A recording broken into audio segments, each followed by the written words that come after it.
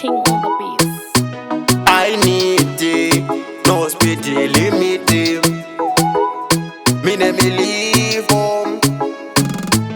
iwe wakanaka pazvese opo mufaro kana tiri tese nerudo bebi waita ndipenge nyangwe zvodini handikuchete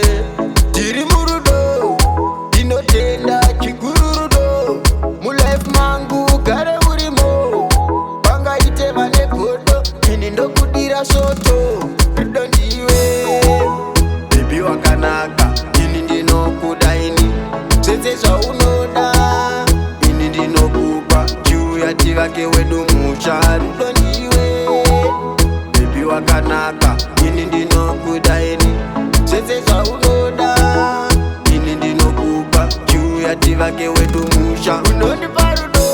bebi chifara tichitamba chikudo runako rwako runoda muripo kwanoenda hapana ndiripo ndokuditsa bebi uri pretty girl rudo rwakanyorwa kunzi not for sale ansaiza kwauri ndomuyendera kujail ami girl ndobhadharira bail rudo ndiwe bebi wakanaka ini ndinokuda ini zvese zvaunoda ini ndinokupa chiuya tivake wedu mucha rudo ndiwe bebi wakanaka ini ndinokuda ini zvese zvaunoda ini ndinokupa chiuya tivake wedu musha iwe wakanaka pazvese opo mufaro kana tiri tese nerudo bebi waita ndipenge nyangwe zvodini handikuchete tiri murudo ndinotenda chigururudo mulife mangu gare urimo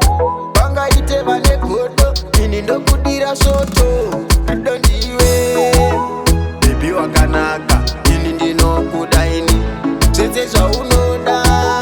ini ndinokupa chiuya tivake wedu mucha rudo ndiwe bebi wakanaka ini ndinokuda ini zvese zvaunoda ini ndinokupa chiuya tivake wedu musha unondipa rudo bebi chifara tichitamba chikudo runako rwako runoda muripo kwanoenda hapana ndiripo ndokuditsa bebi uri pretty girl rudo rwakanyorwa kunzi not for sale ansaiza kwauri ndomuyendera kujail ami girl ndobhadharira bail rudo ndiwe bebi wakanaka ini ndinokuda ini zvese zvaunoda ini ndinokupa chiuya tivake wedu mucha rudo ndiwe bebi wakanaka